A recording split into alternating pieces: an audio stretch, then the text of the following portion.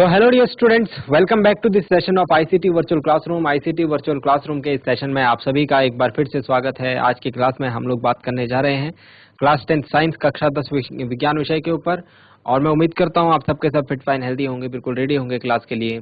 और आप लोग अपनी सीट्स पर बैठ चुके होंगे। जो बच्चे बैठे नहीं अपनी सीट्स बैठ जाइए और कॉपी पेन निकाल लीजिए, रेडी हो जाइए बिल्कुल क्लास के लिए। आज की क्लास में भी हम अपने बोर्ड एग्जाम की जो तैयारियां हैं उनको और मजबूत करेंगे और बोर्ड एग्जाम के पेपर से रिलेटेड जितने भी इम्पोर्टेंट कॉन्सेप्ट्स बन सकते हैं हमारे साइंस की बुक से, फिजिक्स पार्ट से, उनको हम कवर अप करने की कोशिश कंटिन्यूअसली कर रहे हैं। और आज भी हम कुछ ऐसे ही टॉपिक्स के ऊपर बात करेंगे जहां से एग्जाम में अक्सर क्वेश्चन पूछ लिया जाता है। तो चलिए अपना ध्यान सामने स्क्रीन की तरफ रखें, हम चलते हैं स्मार्ट बोर्ड की स्क्रीन पर। चलिए डियर स्टूडेंट्स, तो काफी कुछ कवर अप करने के बाद एक छोटा सा पॉइंट जो हमको डिस्कस करना है आज, हेडिंग डाल दीजिए, वो है आवर्धन। आवर्धन से क्वेश्चन पूछ लिया जाता है एग्जाम में। आवर्धन क्या होता है, मैग्निफिकेशन किसे कहते हैं, और इसके अंदर काफी सारे छोटे छोटे क्वेश्चन आपसे पूछे जाते हैं। देखिए आवर्धन जो है, अगर सीधे शब्दों में बात करें तो इससे संबंधित है कि वस्तु का साइज और प्रतिबिंब का साइज का क्या अनुपात है।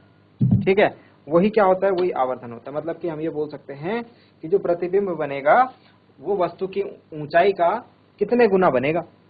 ठीक है, इसको ही हम आवर्धन से बताते हैं। आपको इसमें समझने के लिए लिख सकते हैं प्रतिबिंब की ऊंचाई वस्तु की ऊंचाई के कितने गुना है, ये हमको बताता है कौन, आवर्धन।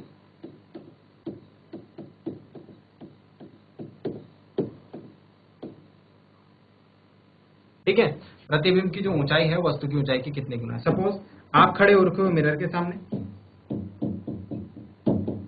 ये आपकी हाइट है, और मिरर में आपका जो इमेज बना वो बनाइए। ठीक है, तो सपोज आप थे सपोज बात कर रहे हैं, ठीक है, 1 मीटर के, और आप मिरर में दिख रहे हो 2 मीटर के, तो कितने गुना हो गए भाई, 2 गुना। मतलब आवर्धन क्या हो गया, आवर्धन हो गया 2। समझ में आया बात। तो आवर्धन क्या बताता है, ये अगर आप वस्तु है, ये अगर आप हैं, तो ये वस्तु का प्रतिबिंब है। तो वस्तु और वस्तु के प्रतिबिंब की जो ऊंचाई है उसका रेशियो बताया जाता है आवर्धन के द्वारा, मैग्निफिकेशन के द्वारा। ठीक है, कई बार वस्तु का प्रतिबिंब वस्तु से छोटा बनेगा भाई, है ना, तो वहां पर आवर्धन 1 से छोटा होगा। अब यहां पर आपको कुछ चीजें ध्यान रखनी है। आवर्धन के मान क्या क्या हो सकते हैं भाई, नोट करके 3-4 बातें लिखेंगे और इनको समझेंगे। नोट,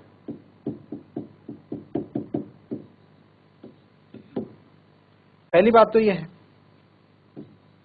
कि m का मान यानी आवर्धन का मान, इसे हम m से डिनोट करते हैं। ठीक है, आवर्धन का मान 1 से बड़ा भी हो सकता है और आवर्धन का मान 1 से छोटा भी हो सकता है। ठीक है, जब आवर्धन का मान 1 से बड़ा हो तो समझ जाओ कि प्रतिबिंब जो है वस्तु से बड़ा है।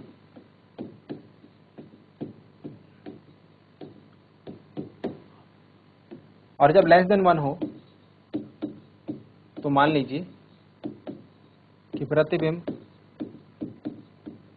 वस्तु से छोटा है।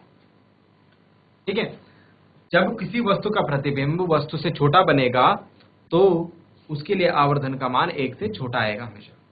ठीक है, और 1 से बड़ा जब आएगा जबकि प्रतिबिंब जो होगा वो वस्तु से बड़ा बनेगा। ये बात हम यहां से समझ सकते हैं। दूसरी चीज जो आपको यहां से याद रखनी है वो ये रखनी है, m का मान धनात्मक भी हो सकता है, m का मान ऋणात्मक भी हो सकता है। m कभी धनात्मक भी आ सकता है, m कभी ऋणात्मक भी आ सकता है। अगर धनात्मक आया, अगर ये धनात्मक आया तो मतलब प्रतिबिंब जो है सीधा तथा आभासी प्रतिबिंब है, ठीक है। और अगर ये ऋणात्मक आता है तो इसका अपोजिट हो जाएगा, प्रतिबिंब क्या है, उल्टा तथा वास्तविक प्रतिबिंब है, ठीक है भाई। बेसिकली उल्टा और वास्तविक प्रतिबिंब हमारा अवतल दर्पण बनाता है, ठीक है, और ये हमारा अवतल दर्पण बनाता है बेसिकली, और ये हमारा उत्तल दर्पण बनाता है। पर इसे याद नहीं रखना है, इसे याद नहीं रखना है लास्ट वाले पॉइंट को, ठीक है। वो हम क्वेश्चन में देख करके समझ लेंगे, क्वेश्चन में हमको दिया रहेगा बेसिकली। अगर नहीं दिया रहेगा तो इस तरीके से भी आप ध्यान रख सकते हैं कि अगर सीधा तथा आभासी प्रतिबिंब बनना है तो उत्तल दर्पण होगा, तो क्या होगा, उत्तल दर्पण। अवतल दर्पण का भी एक केस जो है वो सीधा तथा आभासी है। अगर उल्टा तथा वास्तविक बनना है तो अवतल दर्पण ही होगा, तब तो कंफर्म है कि अवतल दर्पण होगा। लेकिन सीधा तथा आभासी बनना है तो उत्तल भी हो सकता है, अवतल भी हो सकता है, क्योंकि अवतल दर्पण का भी एक केस जो है वो सीधा तथा आभासी प्रतिबिंब बनाता है। अगर उल्टा तथा वास्तविक होगा तो 100% श्योर है कि अवतल दर्पण होगा, कॉन्केव मिरर होगा।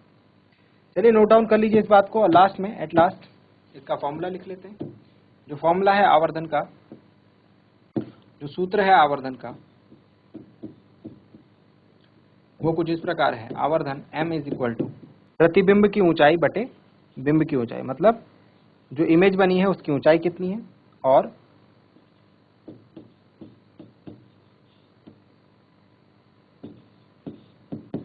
की ऊंचाई बटे बिंब यानी वस्तु की ऊंचाई, ठीक है।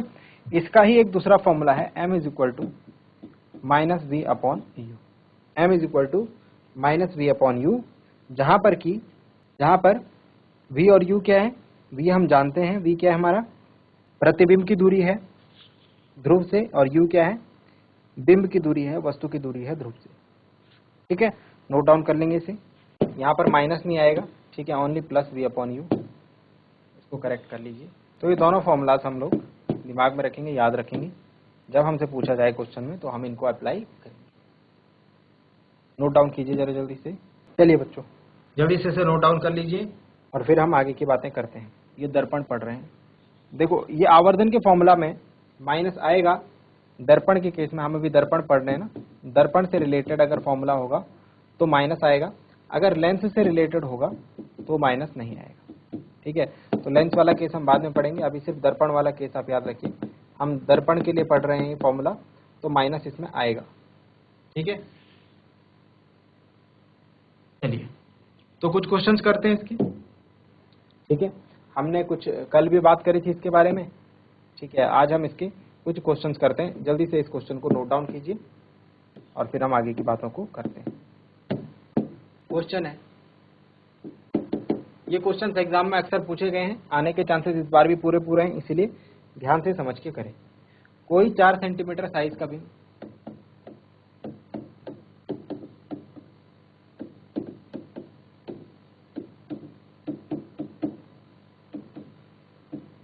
कोई 4 सेंटीमीटर साइज का बिंब किसी 15 सेंटीमीटर फोकस दूरी के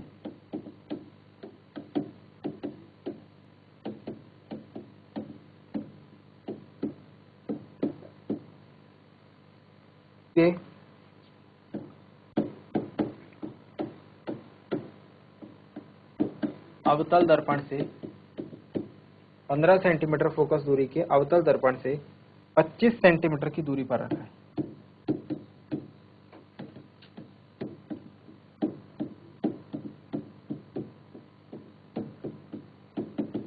दर्पण से कितनी दूरी पर किसी पर्दे को रखा जाए?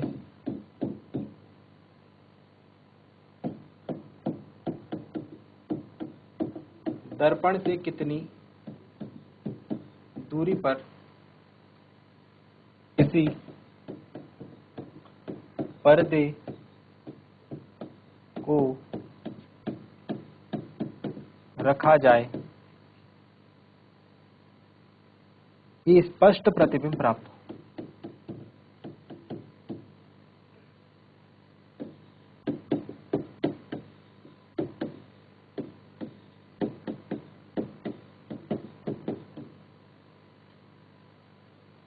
प्रतिबिंब की प्रकृति तथा साइज ज्ञात कीजिए।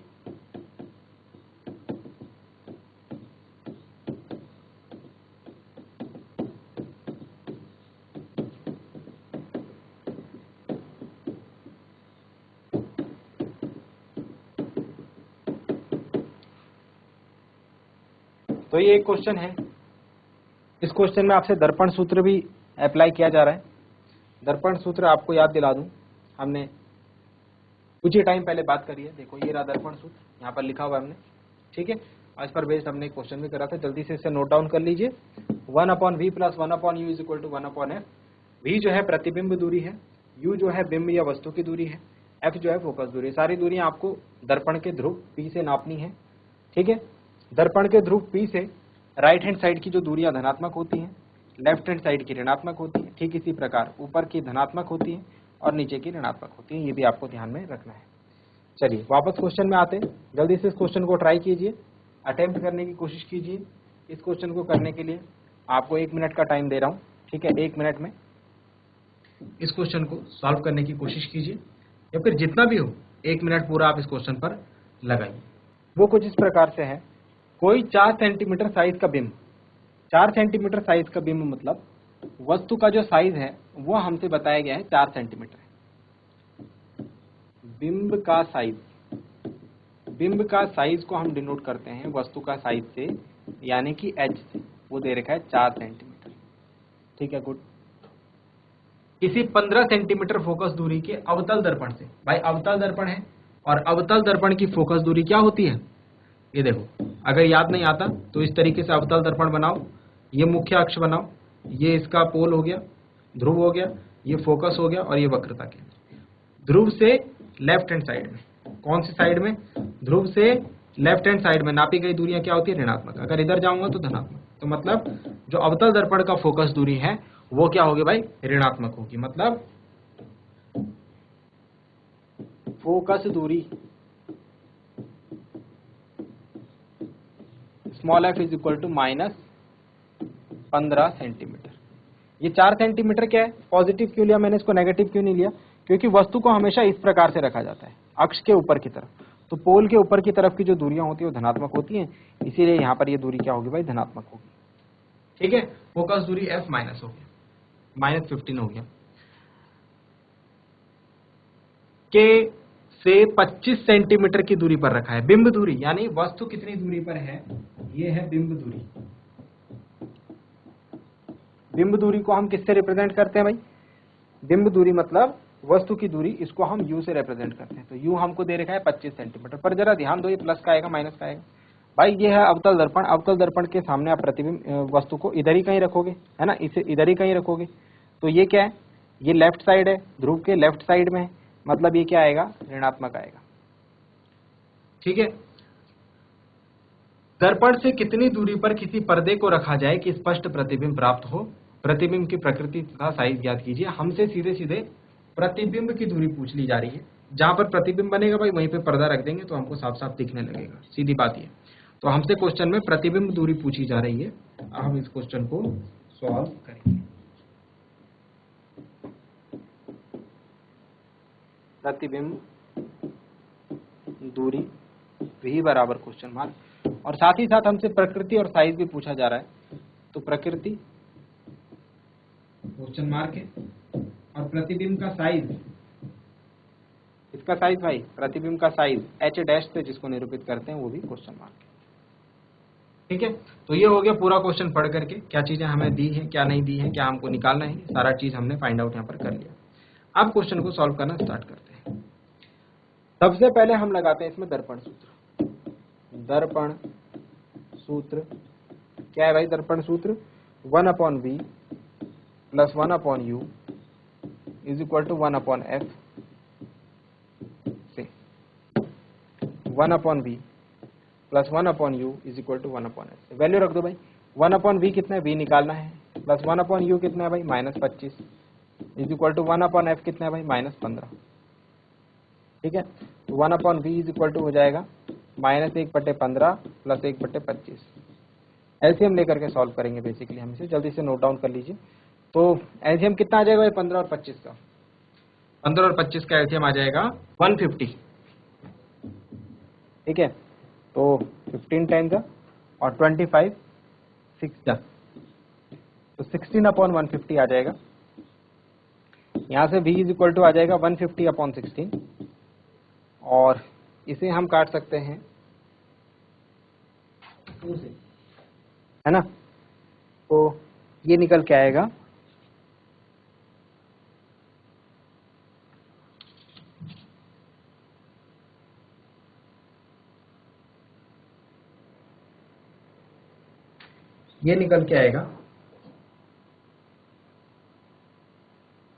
और एक चीज थोड़ा आपको यहाँ पर ध्यान देनी होगी, ये 10 माइनस का आएगा क्योंकि यहाँ पर माइनस है, -10 + 6 विल बी -4। ठीक है, तो ये आ जाएगा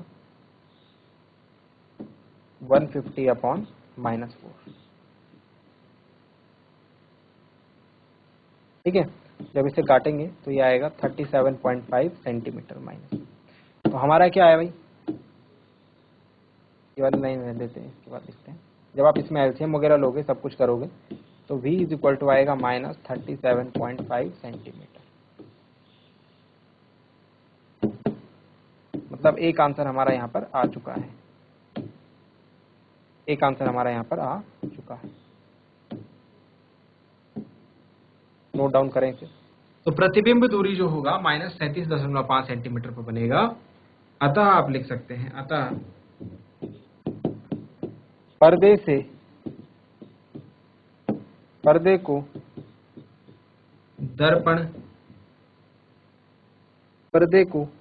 दर्पण के सामने, सामने क्यों, क्योंकि माइनस है, अगर प्लस होता तो दर्पण के पीछे है, दर्पण के सामने,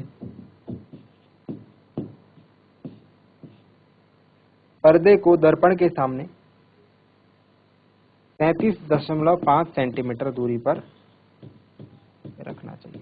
एक बात और ध्यान देना, अगर ये प्लस होता तो फिर ये पर्दे पर नहीं बनाया जा सकता था प्रतिबिंब, क्योंकि अगर ये प्लस होता तो इसने जाना था दर्पण के पीछे, और दर्पण के पीछे बनने वाला प्रतिबिंब क्या होता है भाई, आभासी होता है, और आभासी प्रतिबिंब को हम पर्दे पर नहीं उतार सकते, पर्दे पर नहीं देख सकते। ठीक है, तो पर्दे पर वही प्रतिबिंब उतारा जा सकेगा जो कि दर्पण के सामने बनेगा। यहाँ पर माइनस साइन आया है, मतलब कि दर्पण के सामने बन रहा है प्रतिबिंब, इसीलिए हम इसको पर्दे पर उतार सकते हैं। नोट डाउन कीजिए, फर्स्ट पार्ट जो है इस क्वेश्चन का हो चुका है यहाँ पे तक। फर्स्ट पार्ट इतना ही है, अब हम सेकंड पार्ट के ऊपर जाएंगे। चलिए अब नेक्स्ट क्वेश्चन को करते हैं, नेक्स्ट पार्ट के ऊपर चलते हैं। इसके नेक्स्ट पार्ट में अगर देखा जाए, प्रकृति पूछी जा रही है, तो लिखते हैं प्रतिबिंब की प्रकृति। क्या बोला था भाई, ये कौन सा दर्पण है, अवतल दर्पण है, वास्तविक प्रतिबिंब बना रहा है, तो क्या होगा, उल्टा तथा वास्तविक होगा, उल्टा तथा वास्तविक। अगर ये प्लस आता, अगर v इज इक्वल टू क्या है हमारा, -37.5 सेंटीमीटर आया है ना, तो उल्टा तथा वास्तविक। अगर v इज इक्वल टू +37.5 आता, मान लो अगर आता, तो तब बनता सीधा और आभासी।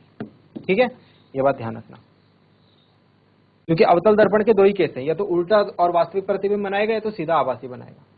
सीधा और वास्तविक नहीं बनाएगा, उल्टा और आभासी नहीं बनाएगा। ठीक है, नेक्स्ट चीज जो इसमें ध्यान रखनी है, नेक्स्ट जो लास्ट पार्ट बच गया, साइज, साइज की बात करी जा रही है। अतः प्रतिबिंब का size,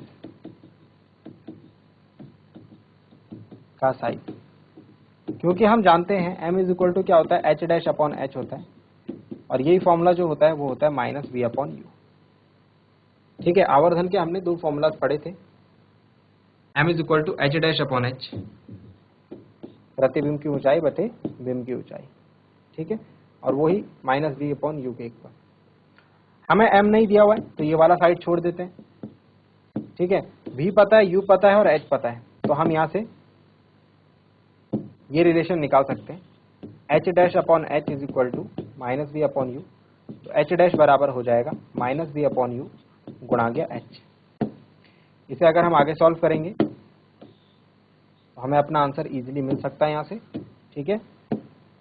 H dash is equal to minus b कितना है भाई 37.5, लेकिन वो भी माइनस का है, लेकिन वो भी कितना है माइनस का। कितना आया था 150 अपॉन, चलो यही रख लेते हैं माइनस 37। तो माइनस और v की वैल्यू है माइनस 37.5 बटे u की वैल्यू है माइनस का 25 और h की वैल्यू कितनी है 4। इसे सॉल्व कर लेंगे भाई। h dash is equal to minus 150 upon 25 और 25 से 150, तो h dash is equal to हो जाएगा माइनस का 6 centimetre. h dash is equal to हो जाएगा माइनस का 6 सेंटीमीटर। ये वैल्यूज आप रखेंगे और h डैश की वैल्यू निकालेंगे माइनस का 6 सेंटीमीटर। अब आप मुझे एक बात बताइए, क्या कभी कोई लंबाई या ऊंचाई जो है वो नेगेटिव में हो सकती है, माइनस में आ सकती है? नहीं, माइनस में नहीं आ सकती है ना। तो यहाँ पर इस माइनस का जरूर कोई ना कोई मतलब होगा। इस माइनस का जो मतलब है कि प्रतिबिंब कैसा बन रहा है, उल्टा बन रहा है। ऋणात्मक चिन्ह यह दर्शाता है कि प्रतिबिंब उल्टा बनता है। तो इस तरीके से हमने क्वेश्चन पूरा करा और हम ये भी देख सकते हैं कि वस्तु हमारी 4 सेंटीमीटर की है, ठीक है, और प्रतिबिंब हमारा 6 सेंटीमीटर का बन रहा है, यानी कि आवर्धित है। यानी कि कैसा प्रतिबिंब बन रहा है भाई, आवर्धित प्रतिबिंब हमको बनता हुआ दिख रहा है, बड़ा प्रतिबिंब मैग्नीफाइड इमेज हमको बनती हुई दिख रही है। ठीक है बच्चों, तो इस तरीके से आपको इन क्वेश्चंस को करना है, सॉल्व करना है, ठीक है, और साथ ही साथ इनको जो प्रीवियस ईयर पेपर में जो क्वेश्चंस आए हुए हैं इस तरीके के, उनको भी सॉल्व करना है खुद से अपनी नोटबुक में। जल्दी से इसे नोट डाउन कीजिए, फिर हम कुछ नए क्वेश्चंस के ऊपर जा रहे हैं। तो चलिए डियर स्टूडेंट्स, एक और इसी तरीके के इंपॉर्टेंट पॉइंट के ऊपर बात करते हैं, जो कि है लेंस की क्षमता। लेंस की क्षमता से कई बार क्वेश्चन पूछे गए हैं आपके एग्जाम में, और रिपीटेड क्वेश्चन, क्योंकि बहुत छोटा टॉपिक है और बहुत इंपॉर्टेंट भी है।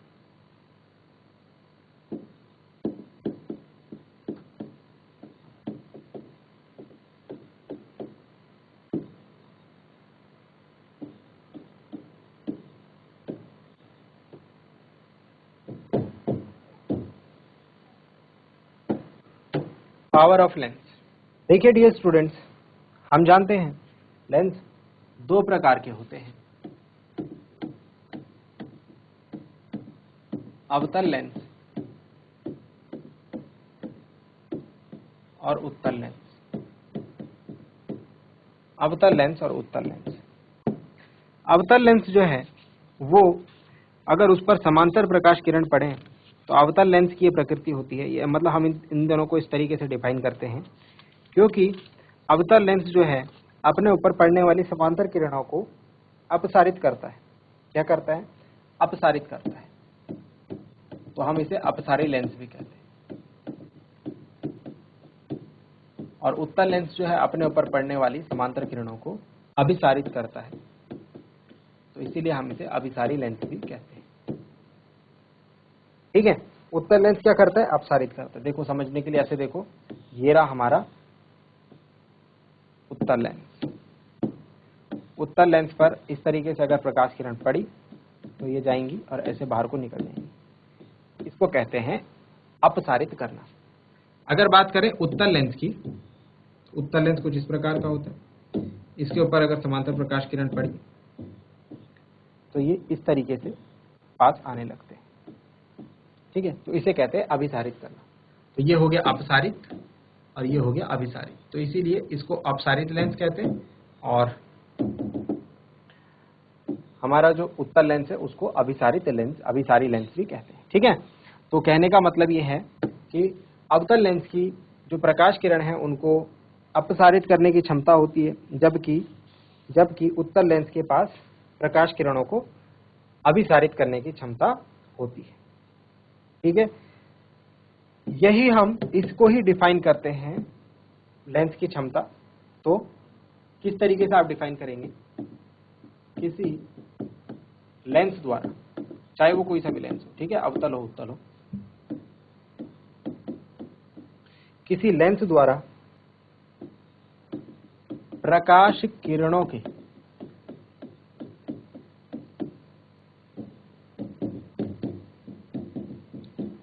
अभिसरण या अपसरण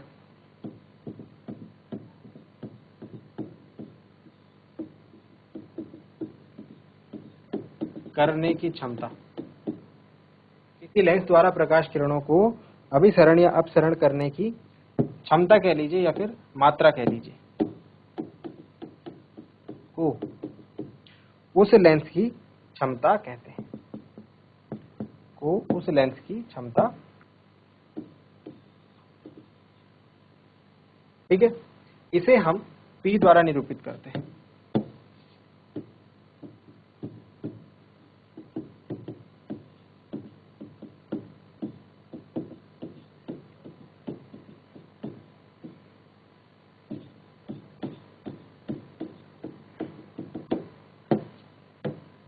इसे P द्वारा निरूपित करते हैं। इसका मात्रक बहुत ज्यादा इंपॉर्टेंट है, मात्रक से क्वेश्चन इससे अक्सर पूछा जाता है, लेंस की क्षमता का मात्रक क्या होता है? इसका मात्रक डायोप्टर होता है भाई। डायोप्टर को हम कैपिटल D से दर्शाते हैं। इसका मात्रक क्या होता है? डायोप्टर होता है। ठीक है, इसके बाद हम बात करेंगे इसके फॉर्मूला के बारे में। ठीक है, और एक डायोप्टर की परिभाषा, उत्तल लेंस की फोकस, उत्तल लेंस की क्षमता, अवतल लेंस की क्षमता। ठीक है, इस तरीके से हम इन चीजों को और भी आगे डिफाइन करेंगे। फिलहाल आप इसे जल्दी से नोट डाउन कीजिए। So dear students, I hope आपको जो बातें बताई गई हैं वो आपकी समझ में आई होंगी, आपको इंटरेस्टिंग लगी होंगी और साथ ही साथ आपने नोट डाउन भी किया होगा। ये भी उम्मीद करता हूँ घर से आप इन चीजों को एक बार रिवाइज करके जरूर लाएंगे। मिलते हैं अगली क्लास में एक नए और इंटरेस्टिंग टॉपिक के साथ। क्लास से जुड़ने के लिए आप सभी का बहुत बहुत धन्यवाद। Thank you very much and have a nice day.